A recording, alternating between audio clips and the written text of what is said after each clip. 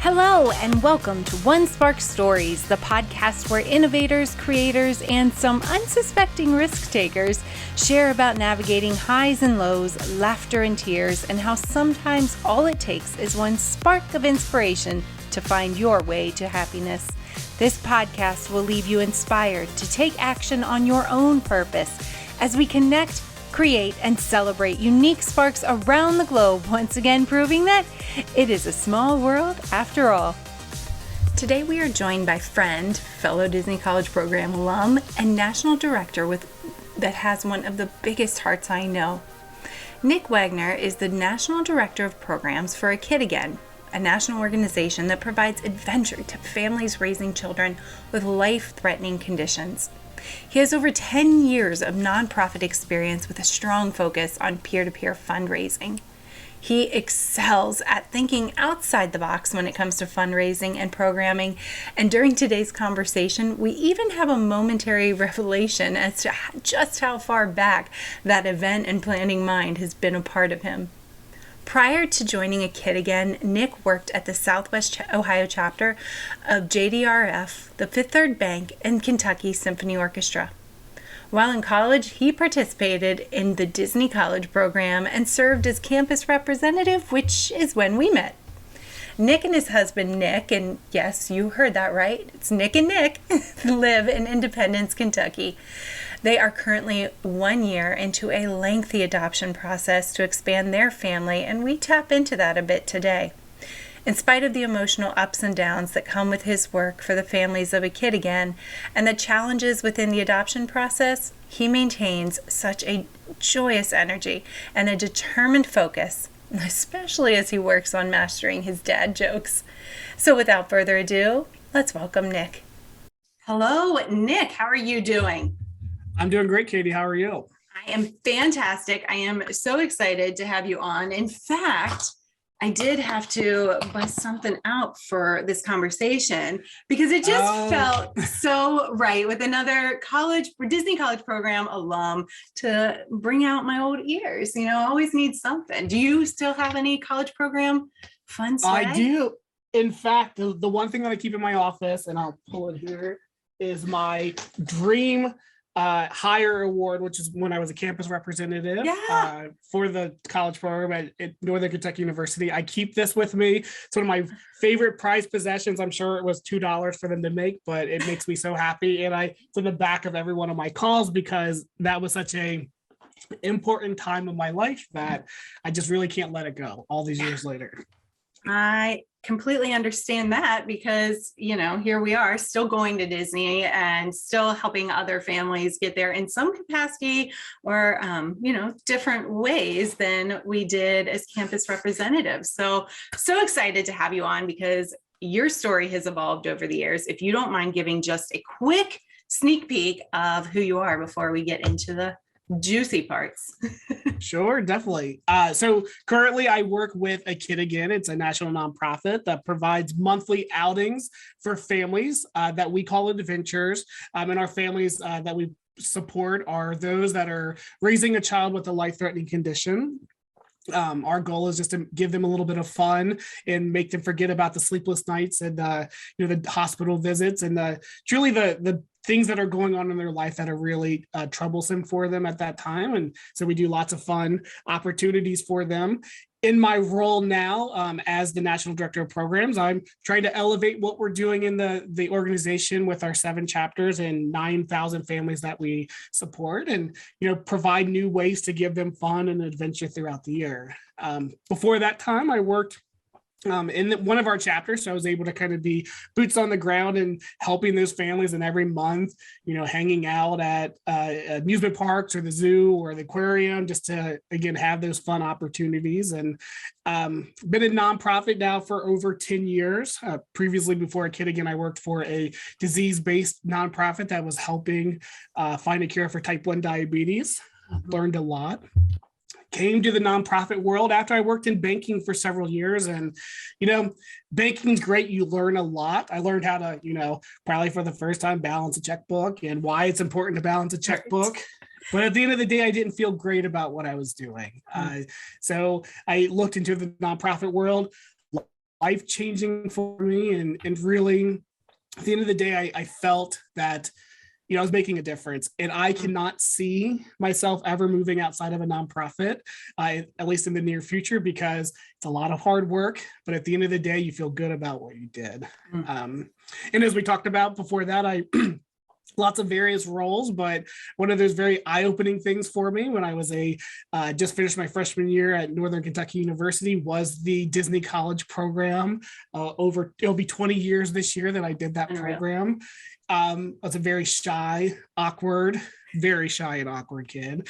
And, I stayed at home, and I didn't have that full college experience, and the college program helped me really break out. And when I came back, I think it was the same person, but just definitely knew a little bit more about myself. So I definitely agree with that. And I think that's part of why, for myself, staying connected to people within the organization has been so important, because you realize working for a global company like Disney, there are so many different perspectives you gain, so many experiences. And when you are in the front lines interacting with all the people that are coming and going, it forces you to get out of your shell a bit. And so, I am a proud, awkward woman, but as a student, it felt uncomfortable, but there I was able to lean into that. I was able to be my authentic self and wear the campy costumes with the pinstripes and own it. It transforms the experience for guests. And I feel like that work that you're doing now with a kid again is very similar in that you are able to provide these transformative experiences. So we are going to definitely have to hear more about that.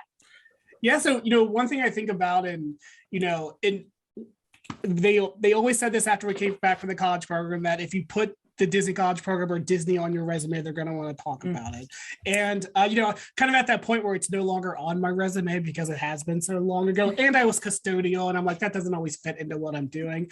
But the thing that I've taken away from this 20 years later is that what Disney does so great is the experience for the guests, from registering, buying that first ticket. Everything has that magical moment from the very beginning. And through my nonprofit career working on events and these opportunities for families, I've really taken that across the board, that when a family registers, the first thing they see about us, it has to be perfect. And all the way through, the closing of the event, the recap afterwards, a lot of that I have borrowed from the Disney model because it works so well. Yep. I couldn't agree more. And I think there is a lot within that is going to be helpful to the nonprofit, thinking about the fact that magical moments often didn't cost a dime. And so there are ways to make that happen. So before we go too far into the work that's being done now and how the families could help, I want to backtrack even further than the college program. Okay. I want to go back to young Nick and learn about the shy, awkward kid. So you are claiming that's who you are. Were you a creative kid? Did you have a outlet? What was it that would really bring that out of you, that inner Nick shine? Yeah, definitely. I was shy and awkward as very young Nick as well. The youngest of 5. I have a twin sister as well, and we were best friends growing up. We were never apart, and we were very different. She was very outgoing. In high school, she was very popular, and I maybe amongst my friend group, I was a little bit popular, but outside of that, a lot of people didn't know who I was, and I always just kind of like taking a step back. However, my mom always tells these stories about how I definitely was the most caring of the group. I definitely worry about everyone, and still to this day, but even as a kid, I worried about everyone and how they were feeling, and making sure on Christmas morning that they liked the gifts that they had. And like, I couldn't enjoy myself until I knew that other people got all their gifts and that they enjoyed them. It's always been kind of in my nature to do that. my mom tells these stories about how my parents did so much for us. Again, 5 kids. We were, very comfortable, but definitely not wealthy. So there were things that we maybe missed growing up that others maybe had the opportunity for. But my parents always, made sure that the kids were taken care of first before themselves. So it would always, around holidays, I would try to give back to my parents because I had no money, of course, as a 12-year-old, 10-year-old. But I would always the house, whatever holiday it was, and I would ensure that my parents had a dinner to themselves. I think back very fondly on it. That was my way of giving back, and again, trying to give back to my parents when I couldn't give back anything. So it was me worried about them feeling comfortable and them making sure that they had everything they needed to. So I think back fondly on those, and I hope if and when I have kids that they do that for me and my husband as well. So. Yeah. Oh my gosh. And is that not such a glimpse into your future of planning this experience and moment with what materials, tools, resources you have, and doing that for your parents and now for, all these other families? As a kid, did you see yourself taking that direction or this route? Was that even a glimpse on your radar? I did not. And until you just said that, I did not even relate that that's what I was doing back then as well, that it was doing these events. So I know I did not, but I definitely don't think I would have done that. I do think that, I always love throwing parties and events. Again, I want people to feel comfortable, but it wasn't until the nonprofit world that I realized that it was something that I'm actually pretty good at, that I could really, make that impact. So. Yeah. So what was it that really, as you started to move through your career, you learned about the Disney College program, you took part in that, and then you said you went into banking. What was it? Was it a person, an experience that really sparked that interest in you to make a move to the nonprofit world, and not just one, that is going to be a smaller scale? You really jumped into some large organizations to help drive change. What sparked that interest? Yeah. So, when I was in the banking world, there was someone that I knew. She was the executive director of the organization that I ended up moving to. And she was looking for a particular person in a particular role. She was friends with my sister. And I knew of her. We definitely had been in each other's presence many times. And she I had an event a couple of times where I was able to, provide an event for families. I like to bid in lots of auctions. There were some cool auction items that I received over the years, and I could invite lots of people. She happened to come to a couple of them. And then when she was looking for this role at her nonprofit, she reached out to me actually and said, "Hey, is this something that you would be interested in?" I applied, then I declined. I think I was just nervous of it was a big leap at that time. So I declined. And one thing I learned very quickly, she does not take no for an answer. And still to this day, she does not take no for an answer. And she was very insistent that I needed to do this role. And then finally I agreed. And then that was, again, over 10 years ago, and I've never looked back from it. So.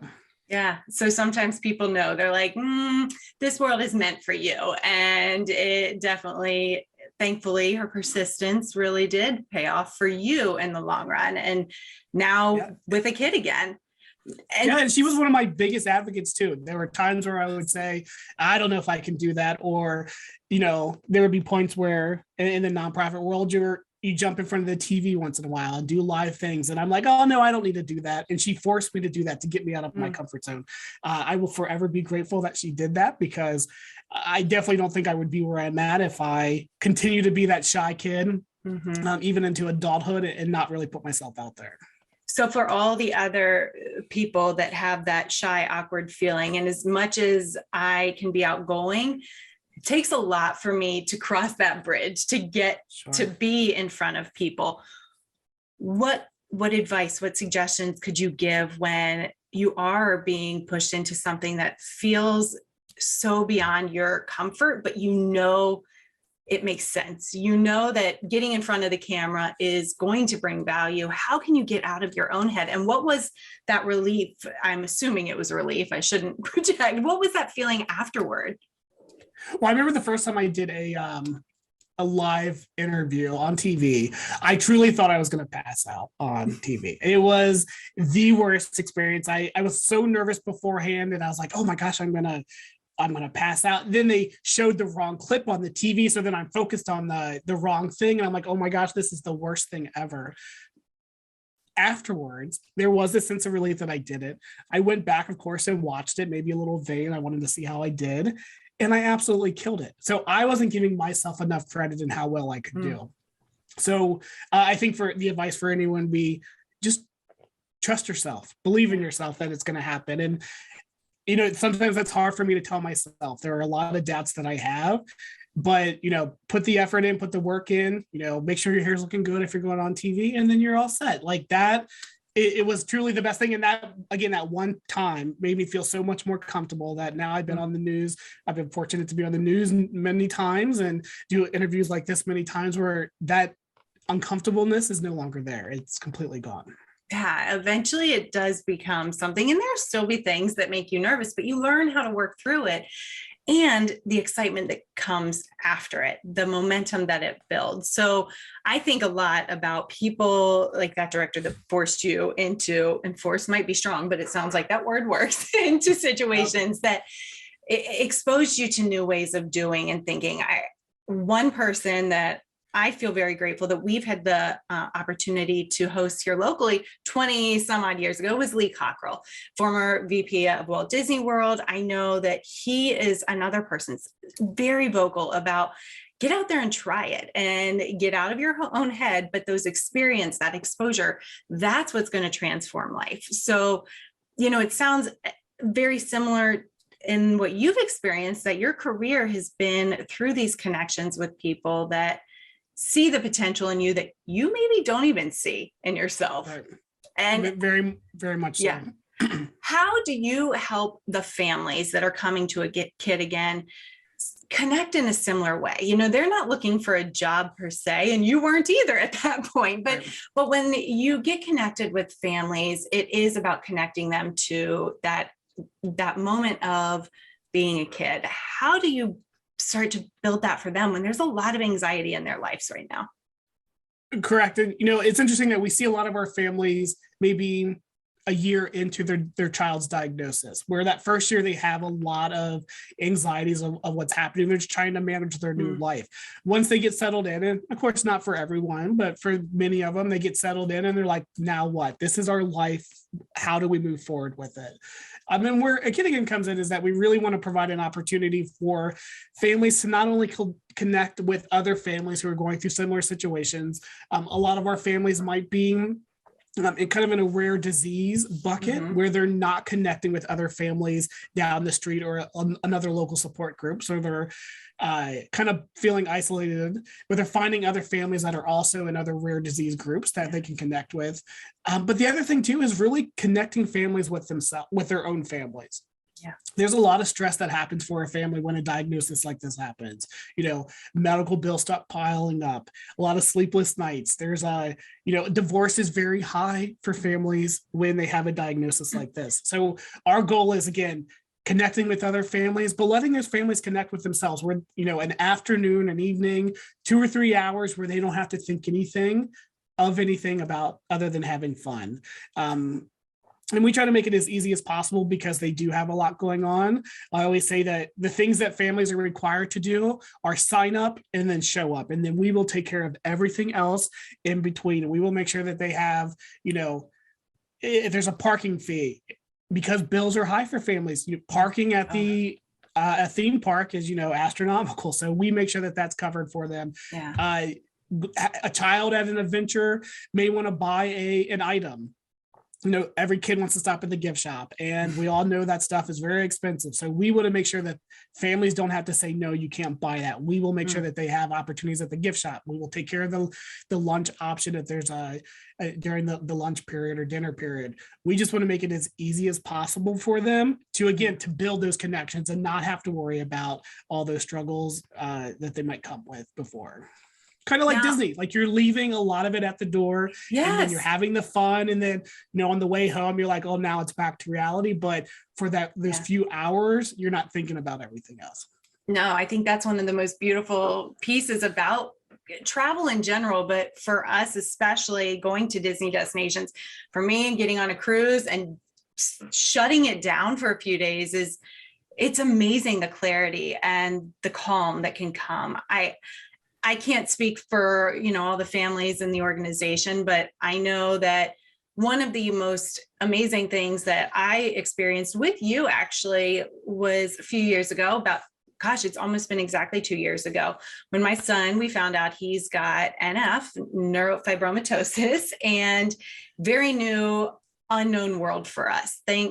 We are so thankful for all, the amazing community we've developed through the Children's Tumor Foundation. And, locally we've had this, but you specifically reached out and said, what can we do for you? How can we help? And in that moment, it was like, one, oh my gosh, we are a rare disease family. And two, there is more community out there for families that are going through the whirlwind of a diagnosis than I think people are aware of.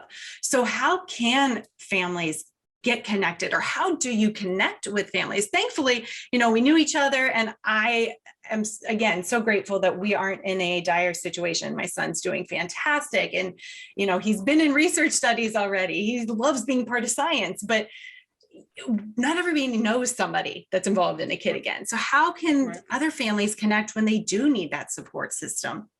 Yeah, so we always joke, at least here in Southwest Ohio, the organization's been around nationally for now 26 years. In Southwest Ohio, where I was the executive director for 22 years now, we always joke that we're the best kept secret in town. Yeah. And partially because there are other nonprofits that might be larger that are doing maybe similar things to what we're doing. I personally don't think as well as what we're doing. And that's all right. Shoot that horn. Yeah, it is consistent for our families on a regular basis for them. But we're always the best kept secret in town. And where we find the biggest impact in what we're doing is that families who do find out about us, and believe me, we try to get the word out there, and we're getting much better at it. But a family that comes is our biggest referral for other families, because they see the difference that it's making for their family. Where there's a funny story, not funny, but a great story where one of our biggest partners is Cedar Fair amusement park. So Kings Island, Cedar Point have been for many years. And as we continue to grow, we have lots of other parks that are joining in through the Cedar Fair. And they make it so it's a very affordable option for a kid again to bring families out to these attractions. In a lot of cases, they complimentary provide everything for us to do that. Great partners, because they see the impact that we're making. This past year last July, we took a group of families. I think we had maybe 5,000 guests that attended that day to come. And one of our families, first time adventure that they came to, and they're in a wheelchair. And the mother posted and let us know a little bit later on Facebook that her daughter was so anxious about attending, because a lot of times when she goes to places, she's the only one in a wheelchair. She came to Kings Island, and she was one of hundreds of kids in wheelchairs. And those anxieties that she had, and that mom kind of expressed that she really didn't want to go because she did not know how the day would go for her. Yeah. She saw hundreds of other kids. And just at that point, they were just kids. They no longer had to worry about our people looking at them. They were just like everybody else in that park that day. And they were all there for one reason, just to have fun. And I mean, that's really what makes me keep going back and doing it. There are lots of long nights and frustrations maybe sometimes about, we're not getting, maybe as much support that we want from the community in some instances. But when that we have these things where we're making a difference for those families, one family at a time. That day again, 5,000, we knew 5,000 people that were very happy at the end of the day. And that just makes it all worth it. Yeah. And it's so obvious, but yet so hard for people to understand that type of representation, that type of visibility matters. It matters so much for kids to see that while I may feel unique in my small world that I'm aware of, there's actually so many other people like myself. And I think that's maybe I'm going to say maybe an upside of social media interconnectedness, is that you can become more connected with other families and other kids. And I bet there have been some amazing friendships that have blossomed out of situations like that as well.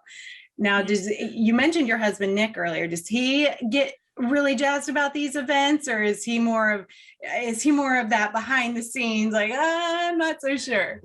Well, yeah, so we've been together for 10 years. He's been to lots of events, and I think he's tapped out at this point. There's only so much that he can do. He supports in a lot of ways. He does come to some of our adventures, some of the events that we have, but he definitely supports, and he's my sounding board on a lot of things. We both work from home now, so yeah. He probably talks more about a kid again than he maybe even wants to, but he does. He's definitely one of my biggest supporters, and he has my back in everything that we do. But he does. He's met several of the families. Yeah. Every family asks about Nick. They love him just as much as they love me, because they know that he's my biggest supporter, and he's there to help in any way he can. Yeah, and just to clarify, yes, he did say Nick. Nick said Nick, so don't be confused. Affectionately call ourselves Nick Squared. I love it. After the first date, we said, "Is this too weird?" And we both agreed that it was weird, but we were still going to push through. I love it. Now, with that thought of being involved in a nonprofit that is working with families in significant situations with medical needs and everything, that for some people, I think might say, wow, this is heavy. It can be daunting to see families going through essentially a crisis. But for you and Nick, it seems like, if anything, it's driven that desire to have a family, and you are going through that whole process right now. And, where would you say that has actually opened your eyes to the desire? Yes.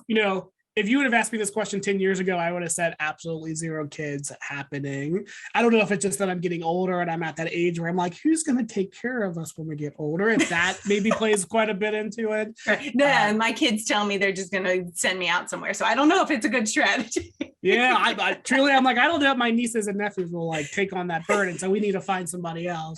But yeah, we are in that adoption process. And, I do think that, being around so many kids and through the past 10 years that, it's complicated and there's a lot of hard work in it, but you can also see the joy that happens. And, I think truly the biggest thing for me is I think about this often, is that I want to go back to Disney World with a kid and see it through their eyes. And I've done it with a couple kids and nieces and nephews. We've done that before, but I really want to see it through my kids' eyes and see how we can help them. But that also extends to, in this nonprofit world, I would love to have a kid that can help these other families as well through that. And I think, it's a very family business. One of my teammates, Amanda, all of her kids come to all the adventures because she wants them to see what a difference that they're making. And I truly think that having a kid would, just be an extension of what we're doing and raising them to be good citizens and helping those. And I would just be so excited that they moved into the nonprofit world when they got older. Maybe doesn't pay as well as some of the other groups, but you definitely get filled with a lot more buckets full, I guess, at that point. Yeah. Yeah. And goodness knows there are plenty of kids that are out there that are looking for a family and for a home. And how long is the process? You've been involved in the adoption process, trying to find that home or provide that home for a child for a while now, hasn't it? Yeah. So we started the process during the thick of COVID, not recognizing that, maybe adoptions there weren't as many adoptions happening during that period. But we're 1 year into a 2-year contract that we have with an agency that's helping us find a family. So far, not a lot of luck, but we know, when we signed the line, we knew that we were in for the long haul. Yeah. The hope would be by the end of the next year that we will have an opportunity, but if not, we'll continue looking and seeing what other options that we might have. But again, we're in for the long haul until the money runs out. We're going to keep looking to see what options that we have. So. I think that's something that people don't realize, because I've had family, actually on both sides of my family, that have gone through the process of adopting. And as much as we know there are kids in need of homes and placement, it is not an easy experience. It is not so much as, a kid needs a home. Here's one. I can't emphasize enough, this has no reflection on Nick Squared. This has so much to do with the amount of just the layers of any organization, any type of placement. Naturally, safety, they want to make sure you're a good fit home, but goodness, this is not an easy undertaking for families. So adoption's not always an easy solution. And I give you both so many accolades for going through the tidal wave of emotions that it can be. Yeah, I don't think we realized how complicated of a process that was. And maybe even more how much emotions we would have through the process, a lot of ups and downs. Again, not to talk about the money aspect of it, but it is a very large, financial cost to have that, and we weighed out our options of whether surrogacy or adoption would be the best plan. I think we landed on that. We know that there's maybe a kid out there that is going to need a home and we want to be able to provide them with that. What I don't think that we've realized is that there are a lot of families looking for potential babies as well, and or a potential adoption. So, we're up against a lot of competition. Sadly, some of the mothers won't even consider us because we are not a traditional marriage. So, we really have to stand out above the rest. I was hoping two guys named Nick might put us at the top of the list for some people. I know if I was looking, I would be like, well, that's fun. Let's put them to the top of the list. They seem cool. Yeah. So, long process. It's a little bit sad, but I know at the end of it, we're going to wait and something will come up. And I think a big thing for us is that, we're just getting really comfortable about telling everyone that we're looking. So, we have an agency, whether a child comes from that agency or not, we know that if we build our network and let people know that something will come from that. So Agreed. And I know just from my knowledge of you and what you have done for so many other families, that there's no doubt that when that time comes, this child will be so fortunate to be placed in a home that is full of so much care and that servant's mentality and heart. So I can't wait to hear more about it. We're really hoping for a boy, and then we can name him Nick. We'll officially call ourselves Nick Cubed at that point. So, I'm just joking. Keep it going. That will not happen. I assure everyone that will not happen.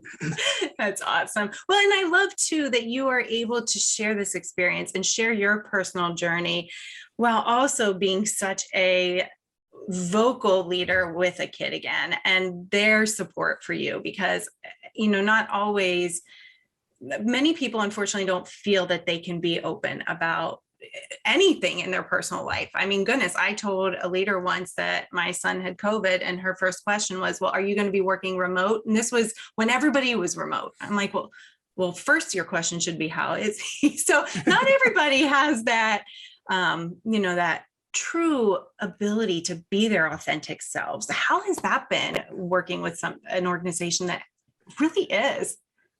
Yeah, it's definitely the another reason why I stay. And not everyone has that same outlook when they're working in their location or with their job. But I think we serve all types of families. So I think it only makes sense that those that are serving those families are also all different types of families. So we really have been blessed that, everyone within the organization accepts who I am, allow me to openly talk about that. They accept my husband, and I know there will be lots of very happy people if and when we're able to announce that we're having a baby. Yeah. Everyone within that organization will be very happy for us, and that's very exciting. And again, I spent so much of my childhood, I did not actually come out until I was 28 years old. So there's a long period where I hid who I was. I'm tired of hiding it. I'm not going to hide it any longer. It's great to work for an organization that allows me to be who I am. So yeah. And again, representation, visibility, all of that matters. And so the families that are already experiencing the crisis of a rare disease or the emotional aspect, when they can be connected to an organization that allows others, whatever capacity that authentic self is, but they embrace it, it builds a different level, a next level experience of connectedness. So major kudos to them for, just allowing that to be something for you all to tap into. Yeah, definitely a great organization. That's for sure. Awesome. So before we close out, I want to make sure that we celebrate something about you that maybe we haven't yet, something that you working in a nonprofit probably don't take time to even celebrate yourself for. So what is it about Nick that we could say, you know what, well done? What should we celebrate about you? Oh boy. That's hard to say. I like to think that, as soon as I get off this call, I'll have why should I have said 800 things? I think the thing that I want to celebrate is that, my team, the team that I manage, not manage necessarily, but I work with a lot of groups. And I think one thing that's really, that I've been working really hard on is, working with these teams and recognizing that everyone's having difference of opinions and we all need to come together and try to come to the same thing. And that was a hard thing for me to understand. I wanted to come in and say, this is the way we're going to do it. It's not how life works and definitely how the job works. And it's been a struggle for me a little bit. Very openly, it's been a struggle for me. So I want to celebrate that I am making that change to where we all have difference of opinions, but at the end of the day, we're all helping people and that's all that matters. So, and I'm slowly accepting that. And I thought I would never get there. So I'm happy about that.